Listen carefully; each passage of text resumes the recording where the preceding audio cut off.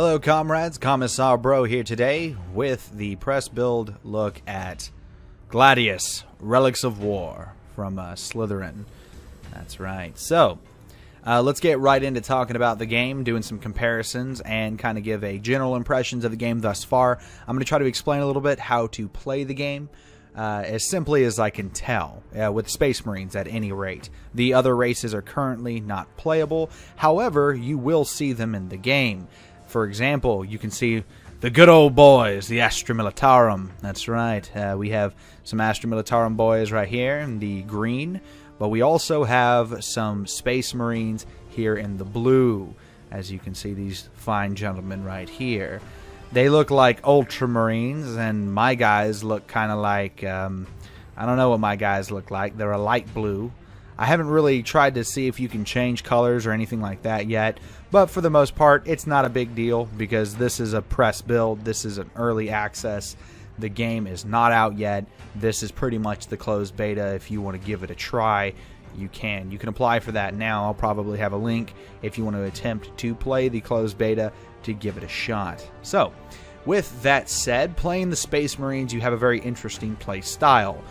First off, this game does take a lot of inspiration from games like Civilization V, Endless Legend, and of course, Pandora First Contact. I'm pretty sure Pandora First Contact, this is the engine that game was made on, as well as this being the same studio that put it out. I know that it was published by Slytherin, but I can't remember the name of the company who actually created the game. Needless to say, I really liked Pandora First Contact, if anyone's actually seen my video, but I made that a long time ago, so I wouldn't be surprised if you don't remember it, because I barely remember it myself. But I do remember that Pandora First Contact was pretty much the civilization beyond Earth we all deserved. Beyond Earth being kind of a disappointment when it first came out. I've heard it's a lot better, but anyway, that's on a whole nother story. So, some of the inspiration you'll see from other 4X strategy games, again, like Endless Legend, you'll see hero units. For example, here we can see a chaplain unit. We can see a captain, like a Space Marine captain right over here, looking a little bit like Cato Sicarius.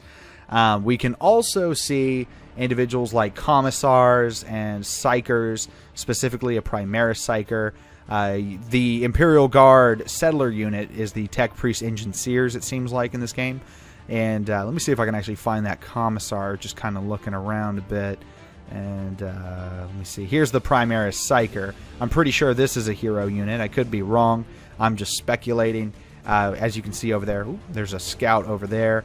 I can't find that Commissar, but no big deal. I know he's around here somewhere because I've seen him. You can actually see a lot of the units in play right now. For example, a Predator tank, a Hunter, and some more Space Marines. These are Tactical Marines. These are Devastators with las cannons. We can see a Dreadnought here.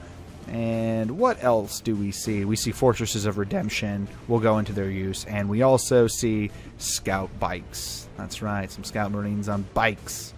So, that's kind of just a taste of some of the units you're going to see in this game.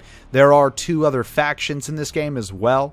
The Necrons. I can't believe I forgot their name. My army is literally Necrons. The Necrons, and you will also see Orcs in the game as well.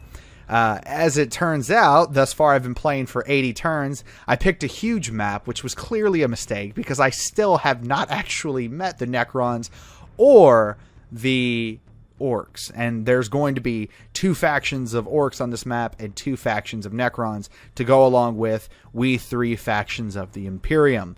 One of my big concerns when this game was first announced was that they were kind of hinting at the fact that there was not going to be any diplomacy and that all the factions were pretty much going to be at war with each other. That kind of concerned me because I'm like, well, I know that the Astra Militarum and the Space Marines are both going to be there.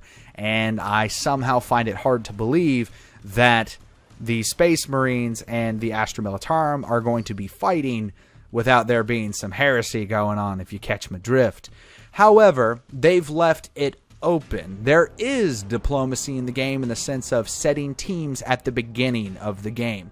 Sort of like the original Age of Empires or any RTS you've ever played, or Civilization, where again you can set teams in the very beginning, thus not breaking any rules as far as I'm concerned. I'm not a hardcore lore nut when it comes to making sure things just work the way they're supposed to work, but having that feature in there is a nice feature to have, because it means you can create scenarios where, let's say, the Space Marines are fighting against, I'm playing the Imperial Guard. We're a loyal group of Imperial Guardsmen, and these are renegade Space Marines we're having to deal with.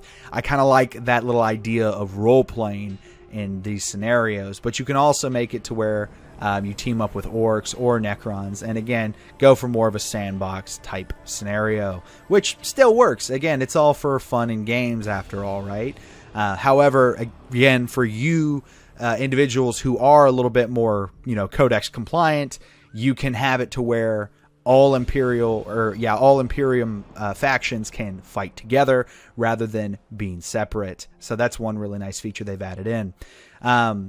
So again, if you've played any Civilization game or Endless Legend, any 4X turn-based strategy game, you're going to be slightly familiar with this setup. However, the Space Marines alone play a lot different than some factions I'm used to in your usual 4X game. By the way, if you hear jingling in the background, that's my cat just kind of running around doing cat things. So just bear with me on that one. But anyway, so the Space Marines have a playstyle where you can only have one city, and that's it. One singular city where everything is produced from and buildings are produced from and so on. You can build additional buildings within your area, as you can see here I've created, like the orbital refinery, or the orbital relay, which I'm in the process of building right now, which allows you to build additional buildings and generate influence. So you do have 4 major resources in the game. You have requisitions, you have energy, you have research, and you have influence. Within the sphere of a city, you also have loyalty. And as you can see, I have -3 loyalty right now. And you can actually read specifically what it does. Each point of loyalty increases or decreases the city's total resource output by 2%. So for every negative point, I currently have -6% total resource output. This kind of creates a scenario like Civilization where you had happiness, having to make sure people were happy, and in Civ 4 making sure they were clean, Beyond Earth making sure that they were healthy, and so on and so forth. Again, just a mechanic to create some tension in actual economic management and managing your cities. Now, units also have a resource called morale, where, as you can see here, you not only do you have hit points, but you have a certain morale that can be affected by continued losses or fighting going on in a battle. But that we'll go into when we start looking at units specifically. Again, continuing with the city, though, there's a variety of buildings you can build. As you can see, each building can also create units in itself, assuming it is a building that produces units. For example, the armory is allowed to produce and maintain special units, specifically vehicles and ground vehicles and whatnot, which I haven't researched yet, so that's why I don't have any. The Apothecarian allows you to build TAC Marines, Devastator Marines, and Assault Space Marines. The Reclusium allows you to build heroic units such as the Captain, such as the Librarian, such as the Chaplain. But again, all these units need to be researched, which actually brings us to the Research tab. If we click on that, we can kind of look. Everything is organized very simply from Tier 1, Tier 2, Tier 3, Tier 4, Tier 5, all the way up to Tier 10. And you can kind of get a taste of all the various types of technologies that are usable in the game. For the most part, technologies seem to provide passive bonuses to units, or they provide bonuses to your cities, like increasing the influence radius, giving you extra las cannons to predators, siege shield, increase the armor of Vindicators, and allows them to move through difficult terrain without penalty. As you can see, mostly a lot of passive bonuses that are added, but also allows you to unlock new units, such as the Terminators, the Storm Talon gunships, Apothecaries, and so on and so forth. Ooh, look at that Fortress of Redemption missile silo. I want that. That's going to be pretty dope further down the line. So, that brings us to another mechanic of the Space Marines. They have these outposts called Fortresses of Redemption. These fortresses actually allow you to utilize the space that is around the fortress. And I'm going to leave it there because that's actually a mechanic I'm still kind of trying to understand. And I'm still trying to figure out what are the various bonuses and negative aspects of things like the Grok's pasture, for example. No tooltip currently pops up to show me, so I'm not sure what it actually does. Or the orcoid fungus. What negative repercussions does having orc spores and orc fungus growing in my city? Aside from the obvious fact that orcoid fungus probably is going to allow orcs to pop out of that area, but so far no orcs have. So I'm not sure what effect that actually has on Imperial cities. Now there are like stuff that does show what it does. For example, an Imperial Ruins actually gives like a 25% reduction bonus to range damage, and forests do something similar, as you can see by the icon next to the name. You can tell that because if you click on a unit, and these are a bad example, let's see if I actually have a unit. Well, here, these fellas here are standing in a forest. As you can see there, you can actually mouse over it and it tells you what it does. So that way you can find that. That's hopefully a tooltips like that we'll start seeing when the game actually comes out, and it tells us again what an Imperial Ruins does or what orcoid funguses does. Now there is a compendium that you can go through, and as a matter of fact, since I'm here anyway, we might as well go ahead and go look through it. Let's see. Orcoid fungus. Okay. Oh, that's pretty dope. Orcs have a weirdly symbiotic relationship with a fungus that spreads across their planets. It's genetically identical to them because it is them. Squigs and grots and all this species tend to emerge from it rather than being born.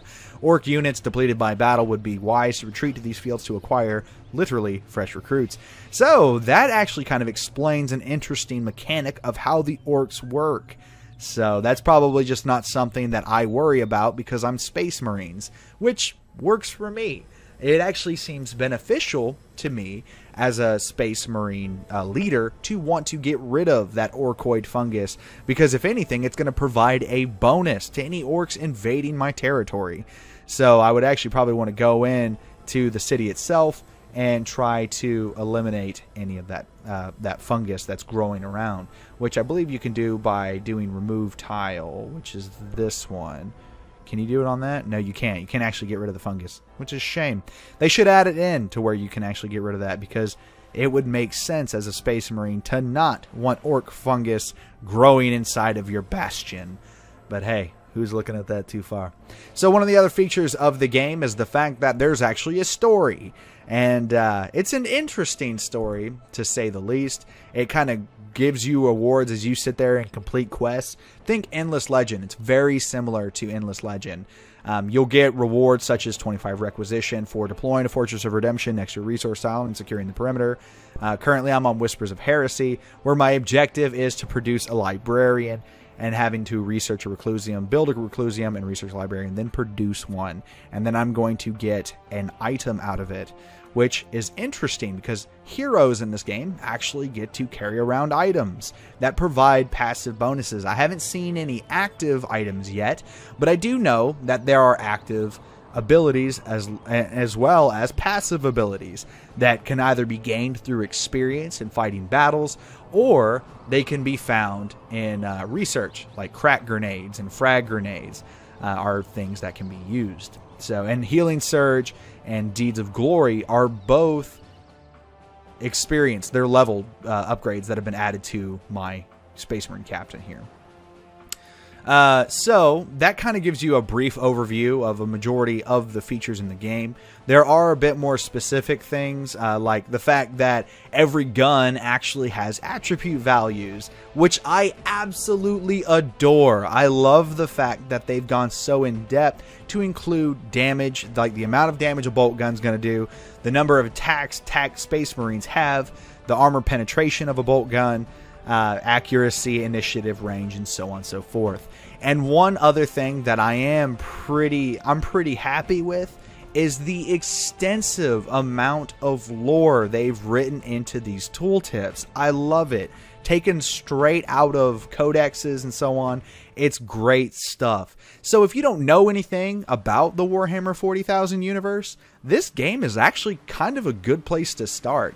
And there's so many different creatures and monsters just hanging around that don't really make sense to be on this planet lore-wise, but the fact that they're there just kind of shows what this universe has, which I like. I like that fact. It's a sandbox that you can really explore as far as it goes. Again, if you're a lore buff, you probably, like, if you want things to be as true to the lore as humanly possible, you're going to be upset with some things in this game. However, the majority of it is all very much true to the lore. It's all very much, again, I'm going to say codex compliant, because it is. It's all explained there. Now, it doesn't go so far in depth to, for example, a Devastator Marine. It doesn't explain that a Devastator Marine is actually the first stage, aside from Scout Marines, that a Space Marine actually goes through, and before they become a TAC Marine. It kind of makes, like most Warhammer video games, it makes the TAC Marines seem like they're just the, you know, the everymans. They're the usual guys, the grunts. Whereas, more realistically, Scout Marines or Devastators tend to be more of the grunts than the TAC Space Marines are, because TAC Space Marines are actually more veteran Space Marines who've had a lot more experience in battle than Devastators or Scout Marines. But again, it doesn't go that much in depth, and that's okay, because it explains what's needed to actually entice someone into the lore or make them a little bit more interested in it. I also really like that a lot of these models are based purely on the artwork. Like this Primaris Psyker, if you go Google Primaris Psyker right now, the first picture that pops up is this guy. And it's great that they actually stuck to that. They tried to create the models to look like the actual tabletop models. Even the chaplains and this heavy weapons squad, the heavy weapons team here, the Imperial Guardsmen, they're all Cadians. So, I mean, you know, standard Imperial Guardsmen. But they did a wonderful job of just recreating some of the iconic figures from the 40K universe. So you're going to be familiar with them. Or if you use this as an entry point into the game, you're also going to be very familiar with some of these units when you actually start exploring the lore. Like, again, this is your basic Ultramarines captain. It looks just like Kato Sicarius. And these TAC Marines are basic TAC Marines. They look just like them. Straight off, it looks straight off the tabletop. So stuff like that's wonderful. And then you can also see there's a lot of really interesting architecture going on between the races. So far, again, I've only seen the Space Marines and I've only seen the Astra Militarum. The Astra Militarum are able to actually create multiple cities, which I think is really cool and makes me really sad that I don't actually get to play them. Because I'm more of that person who likes to build a couple of cities, and I just make really powerful but small. I keep the empire small, but have really powerful cities in them. Whereas this playing as a Space Marine takes that philosophy a lot further, in the sense that not only are you having really powerful cities, but you only get one. So you have to make it work. And then you just get the Fortresses of Redemption, which buff you up further. And as you can see, my Space Marine ally here has a bunch of Fortresses of Redemption, and they've built them all over the place. Matter of fact, I don't know how they have the resources to do so. But hey, obviously they're doing something better than I'm doing it. So I've been talking this whole time, so let's go ahead and actually play the game a little bit so you can just kind of see. Now this pink stuff here is called wireweed, and we want to watch out for it because it hurts a lot. Even these hardy Space Marine specimens are going to get messed up by wireweed, because essentially what it is it chokes you and murders you, and it can break through armor and all sorts of stuff. So it's some particularly nasty little environmental hazard that you pretty much want to watch out for.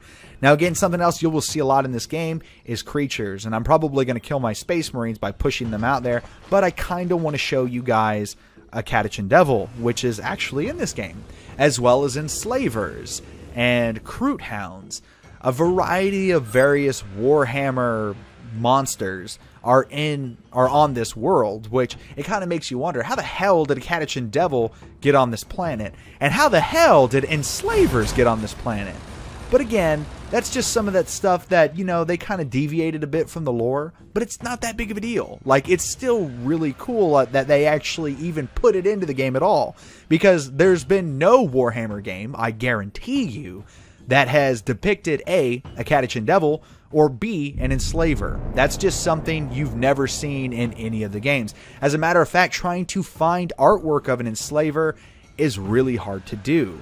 They've only been depicted, I think, in like 1 or 2 books, maybe, and they're talked about so infrequently that you would almost assume they're not a part of the universe. So the fact that Slytherin and company decided to actually put that into the game, despite how it might be a little lore breaking, is not that big of a deal. It's cool. It's actually cool that they took a little liberty on adding in some really nasty baddies into the game just to make it a bit more interesting. So here's the Spire. This is my main capital city. We're still building the orbital relay, as you can see here. I've got Assimilarums, which are creating influence for me. I've got my little research facilities and so on.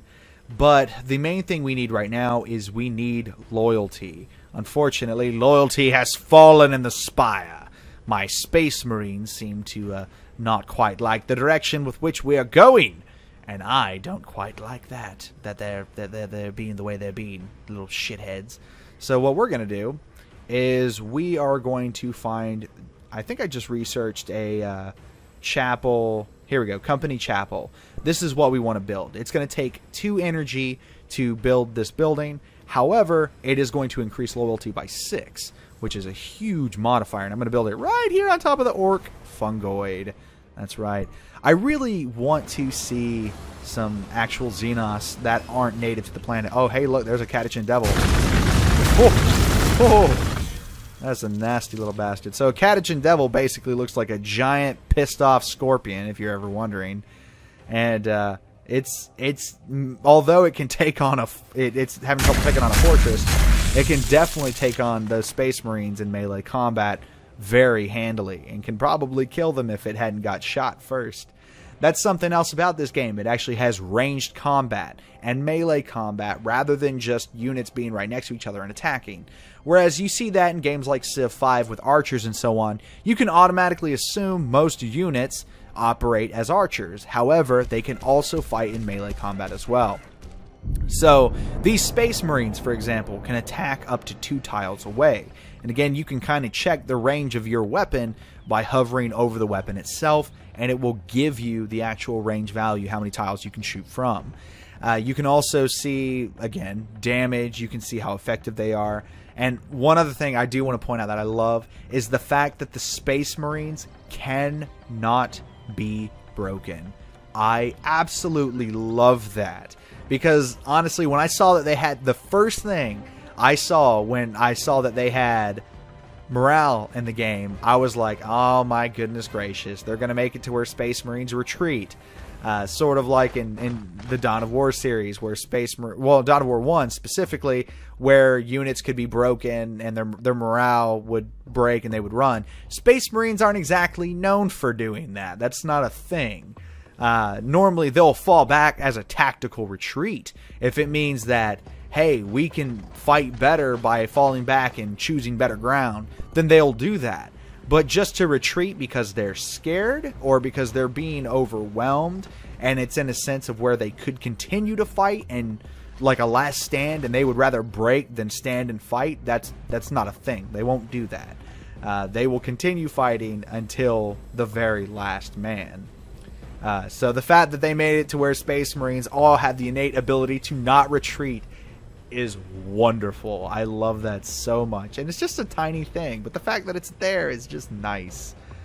So anyway, we are still building the orbital relay. It's going to be 3 more turns.